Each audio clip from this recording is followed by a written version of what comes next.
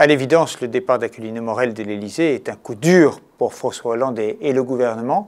D'abord parce qu'il y a une sorte de loi des séries. En 3 semaines seulement, le Premier ministre a changé, le premier secrétaire du PS a changé, le secrétaire général de l'Élysée a changé. C'est tout le dispositif mis en place au moment de l'élection, au printemps 2012, qui est bousculé, qui est remis en cause de fond en comble. C'est un vrai bouleversement. Dans le fonctionnement quotidien de l'Élysée, c'est évidemment un bouleversement majeur parce que, il faut le savoir, il faut l'imaginer, le conseiller politique occupe le bureau le plus proche de celui du président de la République, un superbe bureau au haut plafond, très grand, avec une proximité intime avec François Hollande. Aquilino Morel était non seulement son conseiller politique, mais aussi l'interlocuteur le plus habituel, le plus quotidien de l'ensemble des journalistes politiques, et pas seulement. Et puis, sur le plan politique, puisqu'on en parle, François Hollande, d'une certaine manière, perd sa corde de rappel à gauche avec le départ d'Aquilino Morel. Il l'avait accompagné depuis longtemps,